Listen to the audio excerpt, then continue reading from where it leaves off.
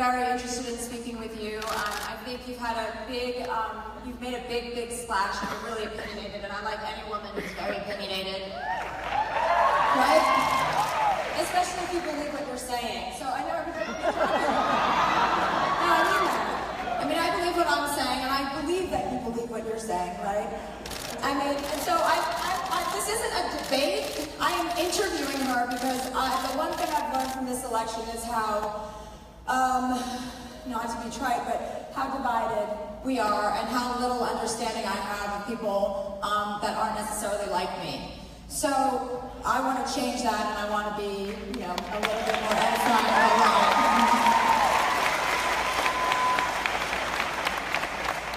Do you feel that way? Of course I do. I put myself in these situations all the time. The conservatives tell me I'm crazy, but how else are we going to get anywhere if we won't talk to each other? The echo chamber is the worst thing that we can do. So I appreciate you having me. I really do. Yeah. Okay, so let's talk about you and your life and where you came from and how you got here. Sure. You grew up in South Dakota. Yes, ma'am. Brothers, sisters? I'm a child. Okay.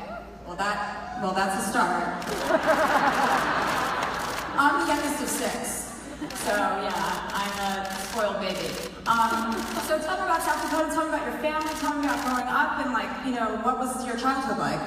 Sure, well my parents are both blue-collar Americans. Both my parents grew up on ranches, working from the age of when they could walk up until through high school, day in, day out. Neither one of my parents went to college. They had to work, they worked hard, got married young.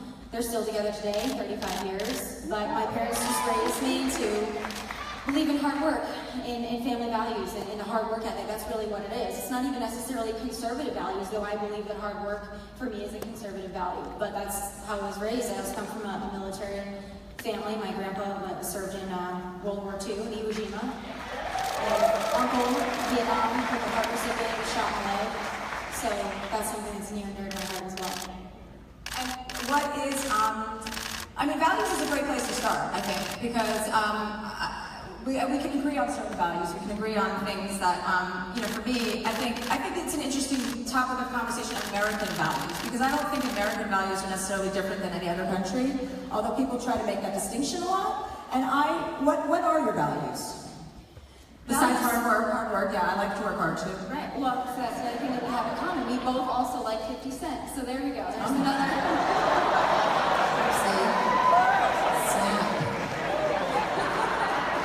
I never said I liked 50 cents, I just had sex with him.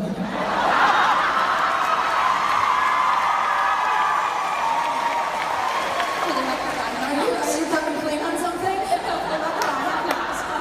definitely got a type. I'm glad that, you know, I could get that one out in the open. But beyond that, values for me, as far as conservative values, I believe in limited government. That's my main thing. And I think that that's, in some ways, that's libertarian. But to me, everything is limited government. But I also believe in strong national security. I believe in border enforcement. I believe in low taxes. I believe in free market capitalism. Those are the values that I think, for me, that's what American values represent, because we are a free market capitalistic society, and that's why we're the richest nation on the face of the earth. Yeah.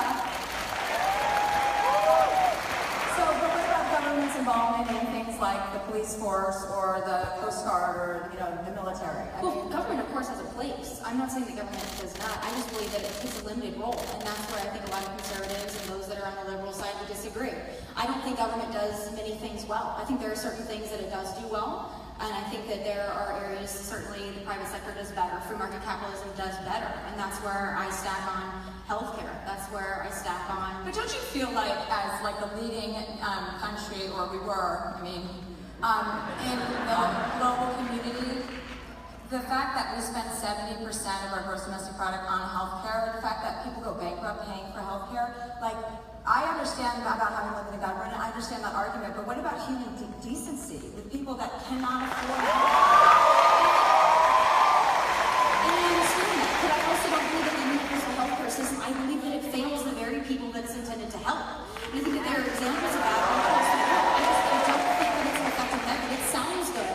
It sounds good, but I just don't think that socialism, I don't believe that single-payer universal healthcare, we can see it. I mean, if you want an example, to me, if you want an American example, I look at the VA. If you look at the VA and you think that that is the model in which you want the rest of the healthcare system in the United States to function after, I certainly don't. Because I know from personal experience that people go through hell in the VA system, long wait times. Well, how would you like to see healthcare unroll? I mean, or roll out? What's your ideal? Sure. Just no involvement at all, just people just figure it out? I think that there are common sense solutions, and you know, to me, I think that this discussion needs to be had, and I would like it to be bipartisan. I really would. I think that universal health care is a bad decision. I think it's a bad choice. I do believe in repealing Obamacare and also replacing it. There needs to be It would be great. Repealing Obamacare would be fine if they have a replacement. Is the issue? I understand. That's why I believe that we should have a 2-year sunset period in which we repeal it, and then we have 2 years. And I'm looking at Republicans too, saying, get your shit together. Get your shit together. Because they don't. That's where you and I might align as well. I'm not sitting here as someone that's the GOP establishment. I'm not even sitting here as someone that's just pro-Trump. I'm sitting here as someone that's just pro-America. And I look at the failures, which I think government fails us at every turn. Both parties. You and I probably agree on that. Both parties fail us. We need something different. And I think that can take place. It's just... Yeah, I would like to see a lot more bipartisanship. I mean, regarding healthcare, I feel like what happened in the last couple of months, or maybe 6 months, I feel like has been really mean-spirited. Mean. In what way, though? I think the defunding, I think when people talk about repealing and replacing Obamacare, fine. Everybody, even Democrats, many Democrats, I won't speak for all of them, obviously, because, whatever, I'm not going to speak for anybody but myself. I think a lot of people feel that there are problems with Obamacare. They admit it. They're not denying it. Nobody's pretending it's not an issue where premiums go through the roof and people can't afford it. But it also has helped, 22 million people. But I think that 22 million people, I don't think that's correct. It's not a correct number. 22 million people. Well, no, that is a correct number. But it's not. It's the people that are forced to buy healthcare. All those people are being forced to buy healthcare. So you don't force them, and then all of a sudden your number goes way far away from 22 million. No, actually, it works better when everybody feeds into that economy. It does. It's proven. When people don't cheer after every fucking thing we say, please. Okay? We're not gonna football game. Just let us have a conversation. Okay? Just be calm, please. It's proven in socialist countries, in England, in all of Europe, in Scandinavia, when people pay into a single payer system, when people pay, and that evens out the market. That's a fact. I mean, that's been proven over and over again. They don't have problems with health care. They have waiting lists. And in the Medicaid system, to me, the problem with Obamacare as well is that it made Medicaid an open-ended entitlement. It was supposed to be for those that truly need it, and it's expanded to the level where there are some that are feeding off of the system at the expense of middle-class Americans who are just above the threshold, but they're not low enough to be able to get fully subsidized. And those are the Americans that I care about as well, because those are the ones that are also really struggling. Yeah, but I think we're all struggling. The idea is to help each other. I think the idea is I want to help. If my neighbor needs help and I can help him, I want to. I know that's not the most popular thing to say. Well, maybe it is. I mean, we're in LA, so it is popular here. But I'm like, where the fuck am I? I do want to help people. I want people to have health care. I want people to feel safe. I want people to pay into a system that's going to return the favor, if and when they need it. Most people end up needing medical care. It's not like elective, you know? No, I understand. It's kind of like a basic fundamental right. Right, but not for me. I believe it is my right to purchase health care. I don't believe it's my right to pay for it for other people. I also think that we need a healthcare system for those. I think that fails the way that people, because you and I, it's so easy to see, and I'm glad you don't. It's so easy for us to say, well, I could sit here and say, you just want government control, and you could sit here and say, oh, well, you hate sick and poor people. And that's a discussion I don't want to have. Luckily, that's not one we're having. Yeah. But for me, we all want what's best for people. I just believe that limited government is the way to do it. I don't think that government does well in healthcare. I think it's proven by the VA that the government doesn't do well in healthcare. So we need to find alternatives. What's right now is not working. What we had before Obamacare was not working. I think you increase competition. I think that's the way to do it. And I also believe in allowing states to take more control. I think that will help them effectively manage their own citizens, because every state is so different. I think putting more in the hands of the states. If you have a state that needs to expand Medicaid and you need those Medicaid dollars, then that state needs to decide it for itself. But every state isn't created equal. And that's where I align on that. It's just, I think that the free marketplace does better. Okay, so do you have a health care plan or no? Well, luckily, I'm 24, so I am still on my parents. And to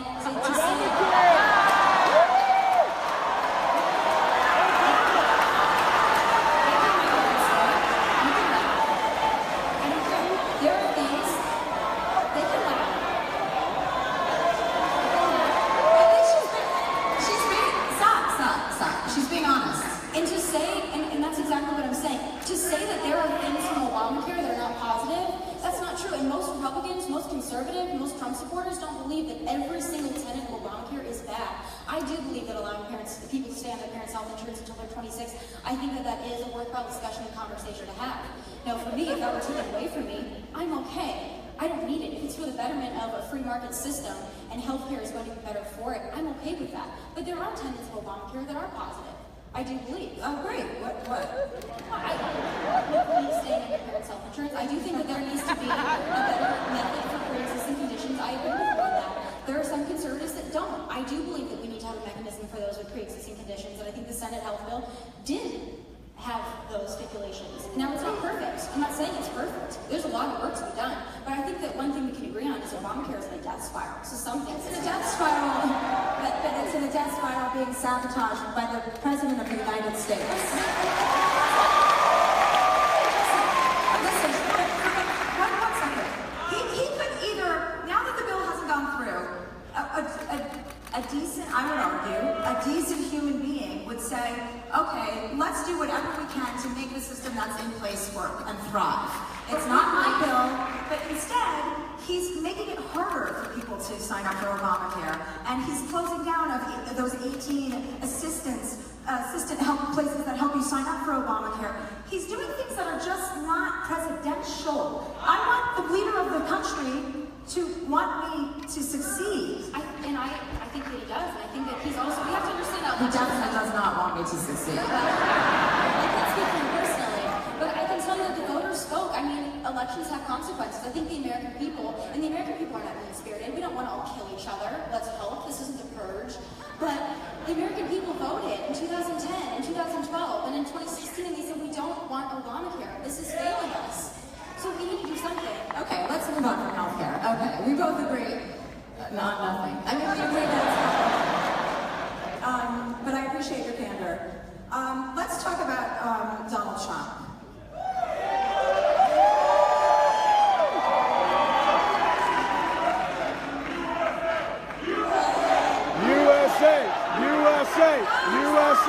USA! You can't stop us, Chelsea. What? Okay. Has there ever been an event that's happened in the last 6 months that you've stopped and said, wow, this guy's not right? You know, agree with what every move someone makes, every tweet they send? No, I don't. But I do believe that the positives outweigh the negatives. I do believe that he's a good president. I do believe that he's done things. And people talk about all the time, it's well, he tweeted something, and that's mean. I can get over the meanness of his tweets if he's helping middle-class Americans, if he's helping America, if he's putting America first, if he's strengthening us on the world stage, if he's enforcing our border. I can deal with a mean tweet. But why? But a mean represents so many other things. He's kind of like a toddler, like an angry, he's a toddler. He lashes out at people, and he's vengeful, and he says really nasty things, and he's a crybaby. He's like, never in modern American history have we ever seen a crybaby of this nature serving as the president of the United States. He whines and bitches and moans, everything's unfair, it's unfair, it's unfair. He's the fucking president. Act like it.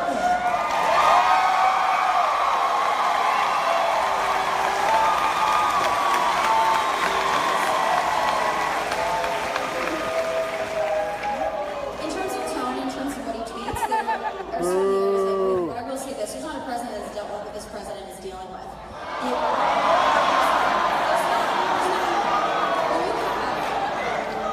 you have a media that is hell-bent on sabotaging this president, there are most members of the media that would rather see this president fail. Please take it down, please.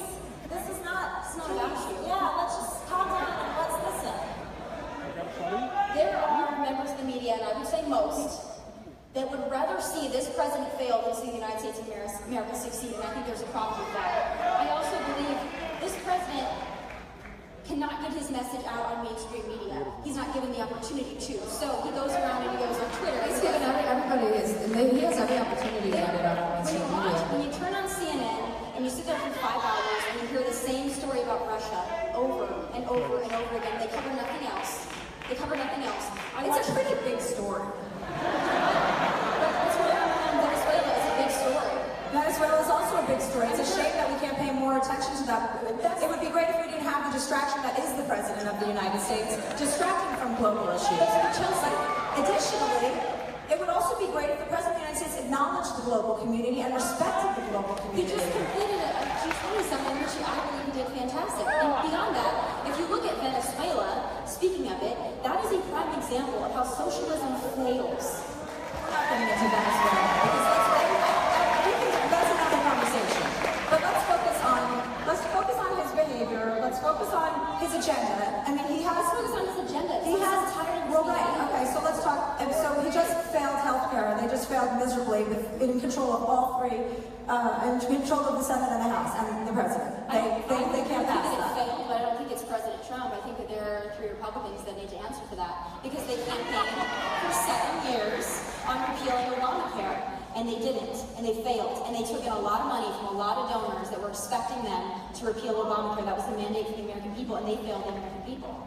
And those are Republicans, and I have no problem saying it. I think that they let us down. But here's the thing: the repeal and replace, what they had started as a giant tax cut for the rich. There was no health plan. It was built around giving more money to the very, very top 10%, 1% of people. That's what it was built on. That's how they started their plan. That was the very first tenet of their plan: tax cuts for the rich. How is that in the best interest of American people? I think open-ended entitlement that is Medicaid is not in the best interest of even those that are on. Medicaid is not, people that are on Medicaid, it's better than nothing, but Medicaid is failing in many of the states of the very people that it's intended to serve. And it's because there are too many people enrolled in it, because when you make something an open-ended entitlement, there are people that are taking advantage of it that have no business taking advantage of it. Why? Because they're lying about being poor? No, because it erases their incentive to work. If you can get your health care free and you can be subsidized, why don't you work? Because you have to earn money. Just getting your health care for free doesn't pay your bills. There are other entitlements that help them there as well. That's the problem to me with the overgrown entitlement state. Okay. So back to his agenda. What else? What else? I mean, like, what has he done that you're really like the executive orders, his repealing? I mean, half of the stuff he signed has been like kind of just undoing what Obama did. I think a third of the things that he signed into action. The others are executive orders, and then I think he renamed the library or something. He's taking back about 15 or 16 regulations for everyone. So for someone that appreciates the government, that's something that I feel is a success. But beyond that, I mean, when you look at national security, we had an administration for 8 years that made our enemies stronger. They made China stronger. They made Russia stronger. They made Iran stronger. And now the tide is turning. And I also believe in terms of national security, now we're making Russia stronger. And China. We're also putting sanctions on Russia, but Wait. Let's talk about the sanctions, because that's actually a great point. Because the Congress basically had to babysit him and force those sanctions through so that he had to sign them. I mean, he could veto them, but that would be really, he hasn't signed them yet. Right, exactly, thank you. But that's them, that's Congress coming and saying, we don't trust our president. That shit scares the fuck out of me. That our Congress has to babysit the man in charge, that doesn't scare you? He didn't come up with those sanctions. He doesn't probably even know what sanctions are yet. at the end of the day, if they're in place, that's the President of the United States. And beyond that, what scared the ever-living hell out of me, Chelsea, was the Iran deal and the former president. And it was orchestrated with That's what terrifies me. And nuclear Iran, that's what terrifies me. And we're already seeing them flex their muscles. And finally, we've got a president that's not going to stand for that shit. And I appreciate it.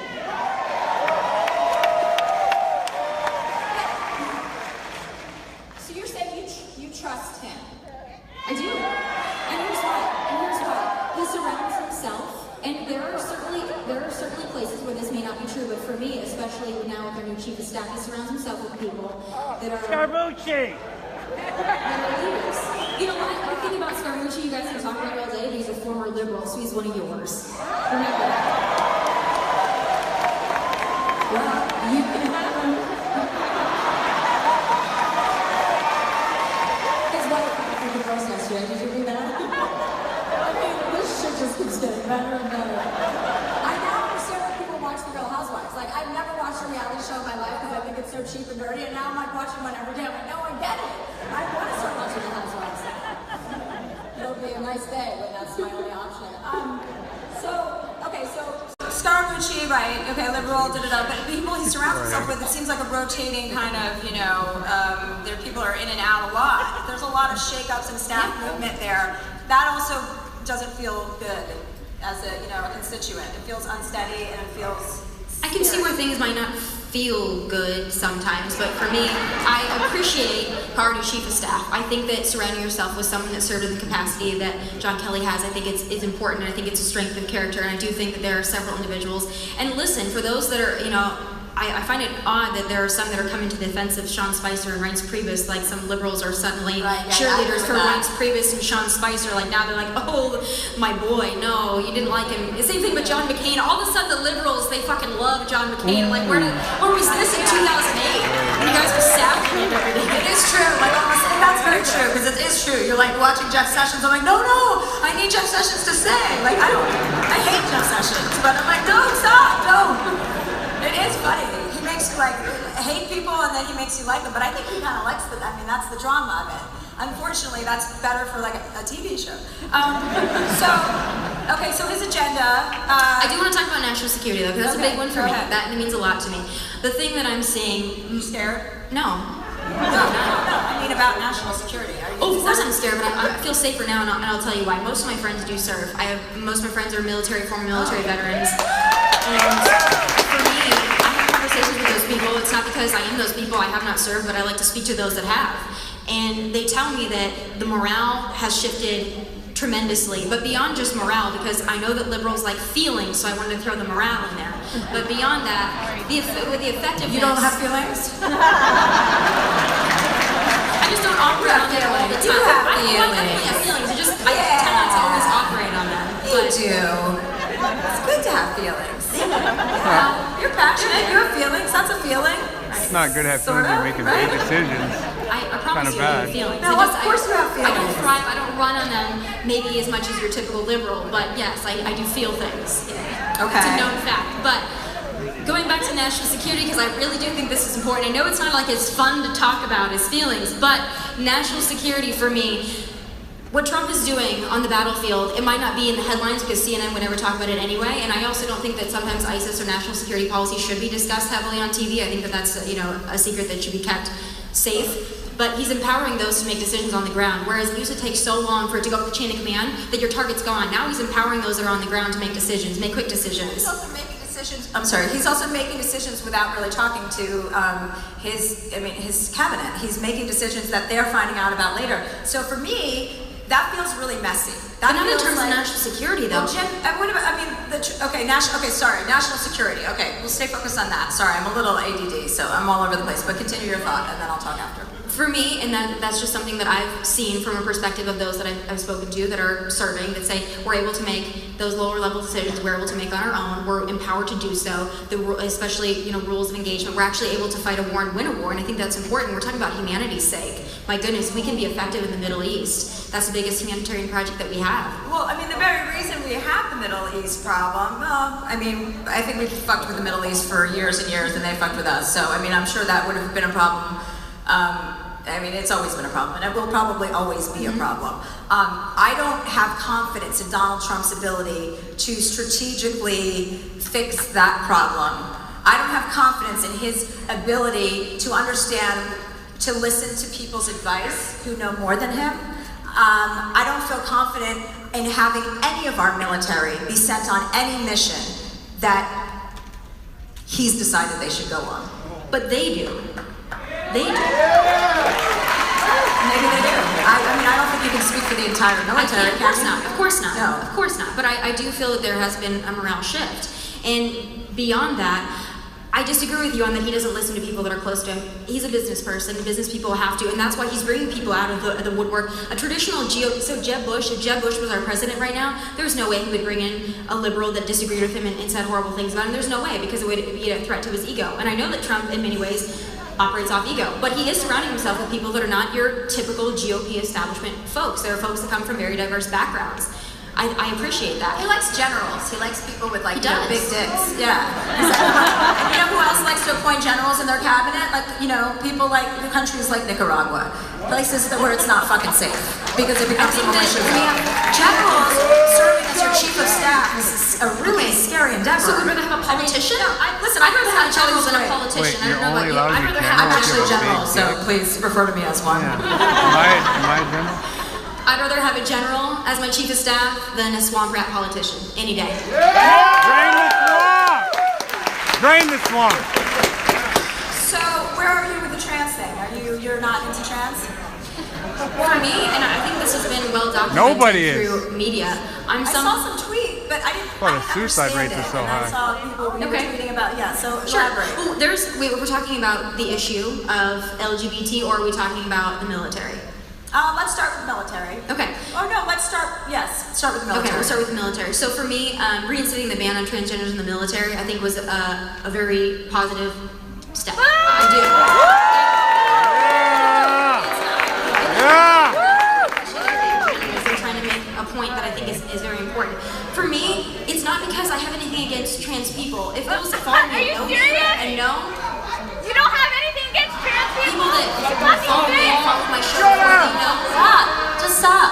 They discriminate all the time, you idiot. They wouldn't let me in because I have flat I'm a feet. libertarian. When it comes to social issues, as been well documented, I don't care what the hell you do, I don't want to pay for it. That's why I align in those things. I'm not anti-gay, I'm not anti-same-sex marriage, I'm not anti most of the social issues. I'm not sitting here as someone, I don't take issue with those things. I don't care if you want to bake a cake, don't bake a cake, I have don't give flat a shit. feet, for God's What sake, I they won't care let about me is in. military effectiveness and readiness, and the facts are this. There's the people Transgenders in the protecting me. military. Whereas I have acknowledged this time and time again, if you want to serve your country, as I know you said the other night, if you want to serve your country, that is perhaps to me the biggest sacrifice you can make, and a very strong character trait. Absolutely. And anyone that wants to serve their country, I give an enormous amount of respect to those individuals. Whether you're trans, whether you're straight, I don't care what you are, I give you respect.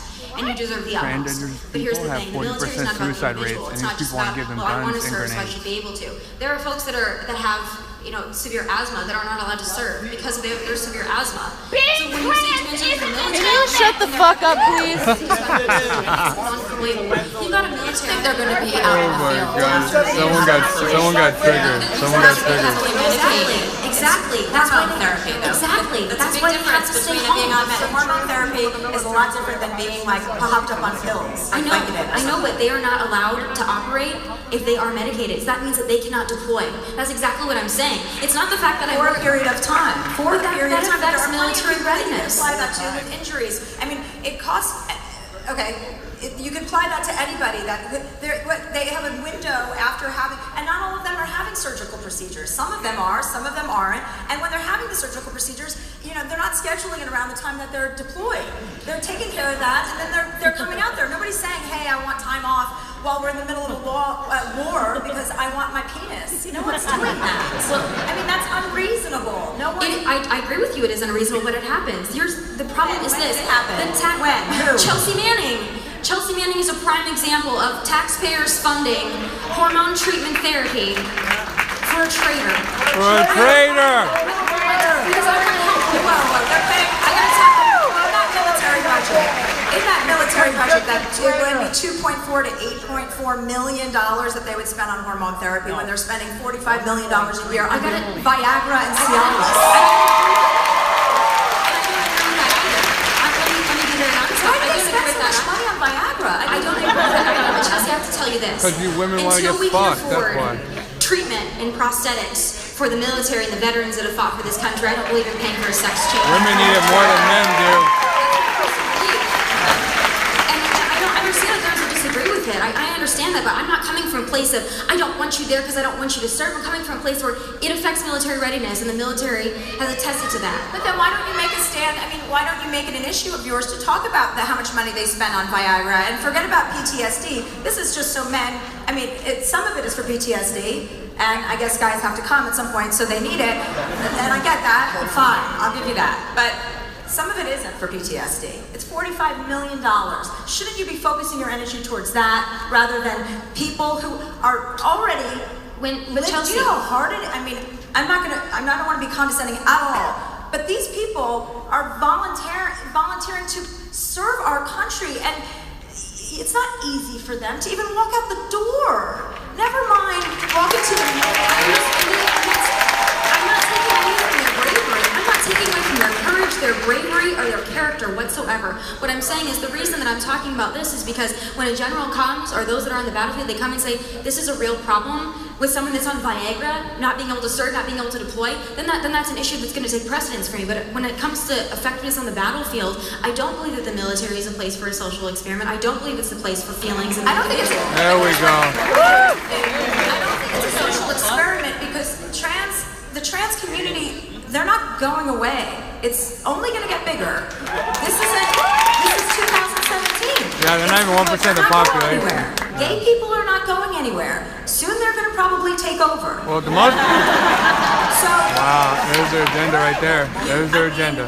It's not a problem that's, Actually, once we let the Muslims in, they're all like a dead. band can't be put on it, and we can just The turn gays around and the trans. and say we're just going to leave that specter of society out. We're not going to. It's just not reasonable as we evolve and as we move forward. It's just not the way it's going to go. In the military, the transgender community, or those that want to serve that are transgender, that is such an incredibly small demographic. The things and the mechanisms that need to change to accommodate that small of a demographic. I think for the demographic, the 2.4 to 8.4 million is well worth it. I think those people need to be patted on the back every single fucking time we can do it. We want to make people feel accepted. We want to make people feel whole. We want to work together. This is a community. It's a country. As we sit here, that's what I want everyone in this room to feel accepted. I want everyone in this room to feel tolerated and loved. Furries. When you're on the battlefield and you need to take out ISIS, I want you to be able to execute the mission. That's what I care about. The military is not like every other job. The military is not. And if people die. In the military, when you make bad choices, when you do something that might not quite work out, when you have people there that might not be of sound mind because they're in a position where they're having hormone treatment therapy. Also, we have to consider the fact that the suicide rate accepting of furries is incredibly high. and incest Suicide too. rates are terrible. But it's not. They're not related either. It's not. Gender dysphoria is still recognized as a psychological condition. It still is recognized as a psychological. It's still. But it is. But it's not it's you not. and I. Not you Yeah, and I it looking is. at someone saying this is how you are. But it is still recognized that way. Watch, So they're you're gonna try saying to someone change like the that definition that of is that going too out into the next. battlefield, and you're saying that you might not be of sound mind or body at that point when you're receiving treatments, and you say that you might not be able to be deployable, or when you are deployable, you might not be able to be effective. That's where I take issue. And we can agree to disagree on that one. But I want people to know that it's not coming from a place that we don't want you. It's coming from a place of what's best for the mission. And the military is not just about the individual. Well, what about if Donald Trump just stayed home for 2 weekends? I mean, we could pay for it with that money. I thought he was always golfing. I'm going to take 2 weekends off. I thought he was always golfing, And I'm guys. going to pay so that the trans community can be in the military, and I'm going to put that money towards that. Wouldn't that be amazing? But it's not just about money. It's not just about money, like I said. But I didn't remember you taking issue when President Obama went golfing or on trips to Hawaii with his family. President Obama in 8 years didn't spend what President Trump has spent in 6 months. I looked it up. That's a fact. That's just a fact. But okay, He's we like, disagree. I Googled Let's move on it. to something else. He spent his own money. Do you want to talk about anything, or do you want me to just keep? I mean, I'm fine to do it. He's had the Okay. cheapest campaign ever. Anything? Yeah, no. And he doesn't know how to I like work this. money. I think this is very. I need to start drinking. Okay, so Yeah, she's an alcoholic. let's get back to Trump and your And she pays loyalty. pay a whole What, lot. is there a red line She just of something he could doesn't like him. do that would be too much? First of all, my loyalty doesn't lie with Donald Trump. My loyalty lies to an American First agenda. I wasn't always a Trump supporter. I was actually a Marco Rubio supporter. That's almost worse, though. I mean, he's kind of. He's what?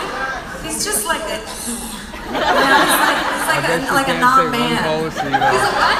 Like a non-man. Like How do we go, Chelsea? How do we go from talking about the feelings of transgenders to you called saying Marco Rubio is a pussy. non-man? Yeah! Feelings. I don't like when Marco Rubio doesn't have feelings. You calling him a non-man, questioning his gender. I'm That's not okay. making feelings. I'm not talking about feelings. I'm saying I don't find him to be masculine. But I thought gender was And just your beta males are? No, don't try to link them.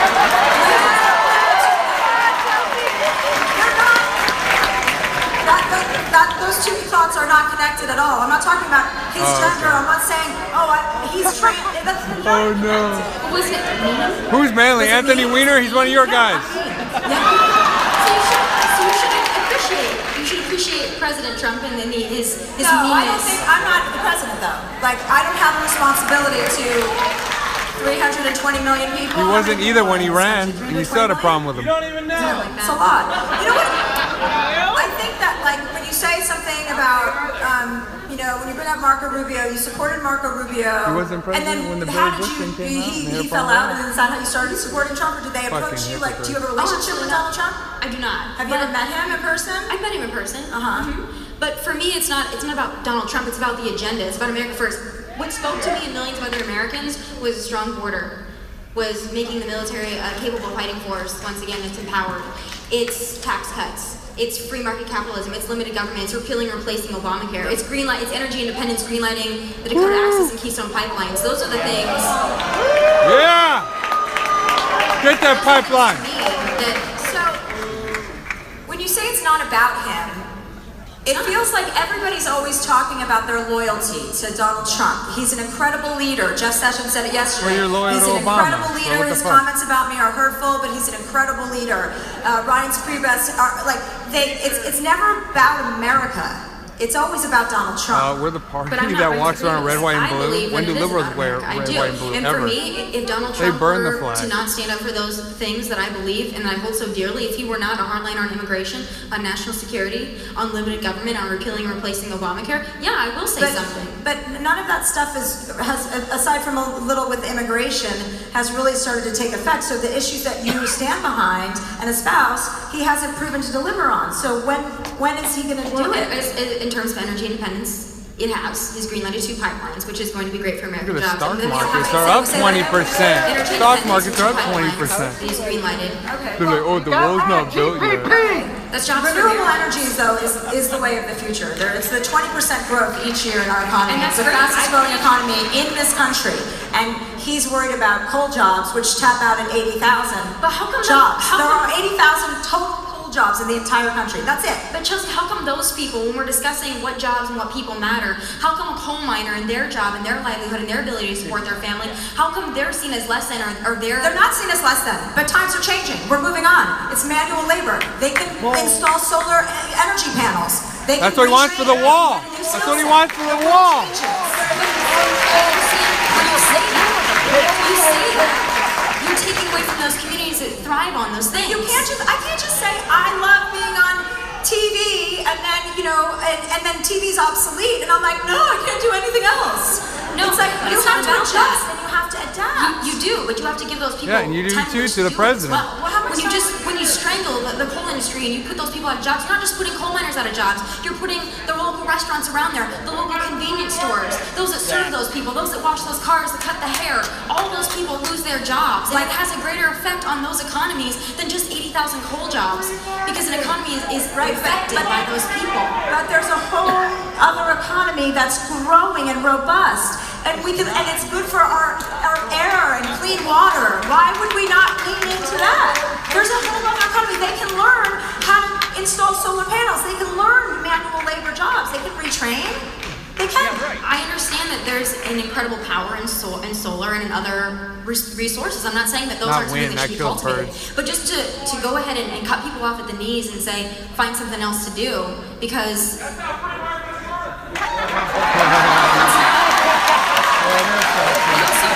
Who was that? That was a perfect time to say that shit. We're energy independent. We don't have to rely on unstable places like Venezuela for so much of our oil. Because the fact of the matter is, we still rely on oil. We still do. We can't all go and drive solar-powered cars tomorrow or 5 years from now or even 10 years from now. We still rely on oil. And we're going to need to produce that. So we're going to produce it here and we can create good-paying American jobs. And we don't have to rely on Iran. Or we could get it from Venezuela and help their economy.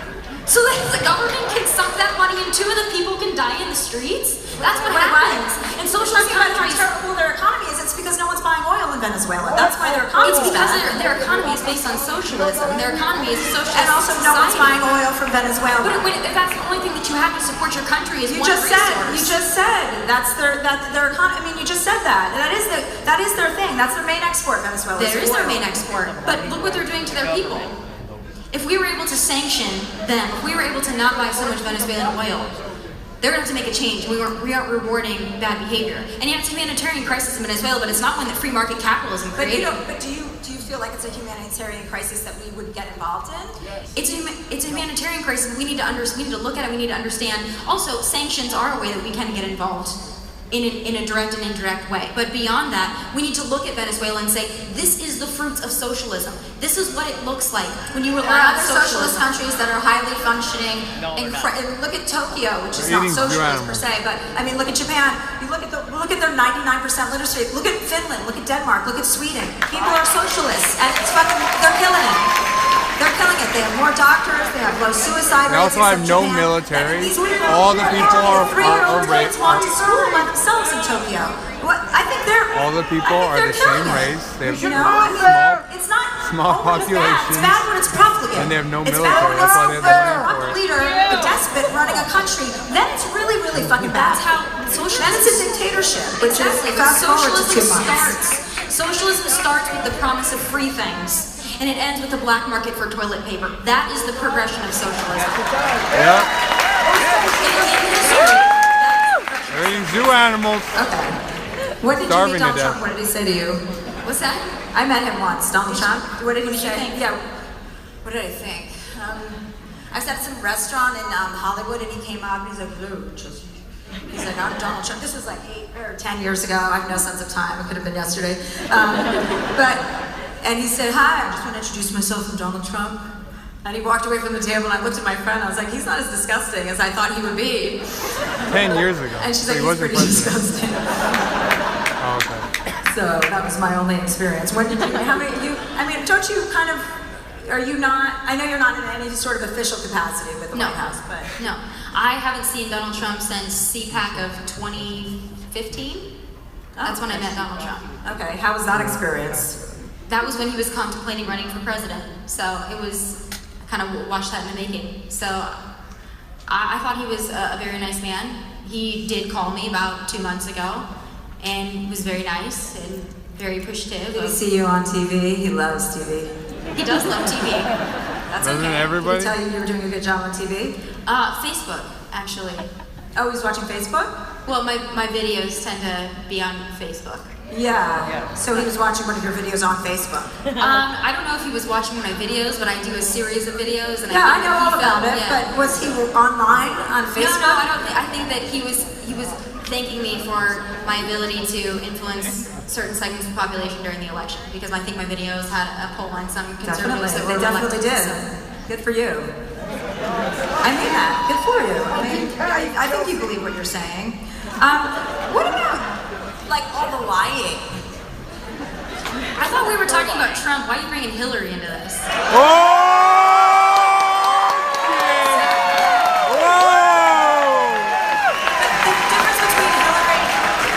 The difference between Hillary and Lock her up! Lock her up! Lock her up! Don't remind me, I know. I wake up every day and see that horror show. But the difference between Hillary Clinton and Donald Trump, and Hillary Clinton's kind of not is a moot point, I think, because she didn't win. So the one that is in the White House is consistent, and we have it like, it's not even just maybe he's lying. We have it like written in tweets where he constantly contradicts himself, where he says one thing, he changes his position on things over and over again. Does that not make you feel, that makes me feel very uneasy too. I don't like when people lie, like, right, like one after another. Like they say one thing and then they say another thing. That makes me feel unsafe. Might be something from my childhood, I don't know. It makes me feel unsafe as well, which is why I didn't elect Hillary Clinton. I'd say when we look at lies, we look at the lies that are being told. When the left looks at Trump's tweets and they say, well, you know, in 2005 he tweeted this, and then yesterday he tweeted that, and they go, liar. I'm thinking, we look at Hillary, what she did in a capacity as Secretary of State. She's a government official. But stop talking about Hillary didn't win. I know, what I'm saying is the way that the he's lying almost daily. It's really scary to be lied to by the person they take no blame for those people, but only we take blame for ours. What did he lie to you about? Well, what did he lie to me about? I mean, where do I start? Hillary lied about Benghazi! That was a bomb. He says he doesn't say things. I mean, there's a whole list, but I don't want to read a list. Can we just get one? Just get one. All right. He said really China's was a currency manipulator, now China's not a currency manipulator. Nothing's changed. He just decided that it was different. Well, China is a currency manipulator. He says it's not now. He says it's not a currency manipulator. That's his latest. He said he was going to have Janet Yellen reserved from the Federal Reserve, retire. She wasn't going to renew her at the Federal Reserve chair when her time was up, almost likely replace her. And then he said, no, I'm going to keep her. But changing your mind isn't the same as lying. Well, yeah, that's true. Right. No, it's not the same. But he does, I mean, there are... Kind of like if you like your health insurance, you can keep it. He actually... What happened to closing Guantanamo? Obama's a liar. Actually apologized for that statement, something this president has never once done. Never once apologized for changing his stance or for lying. And he did lie. He lied about the crowds and the inauguration. He lied about... No. Watch live streams. That's fake news. Watch the live stream. He exaggerates. He uses hyperbole. When you say, well, the crowds weren't as big, Donald Trump, it's like, that's a lie I can live with. I'm sorry, when he's like, the crowds were huge. Okay, the crowds weren't as huge as you said they were. I can live with that. Just being honest, that's not something that keeps me up at night. I'm like, God damn it, he lied to me about the crowds. He didn't lie, though. You gotta watch the live streams.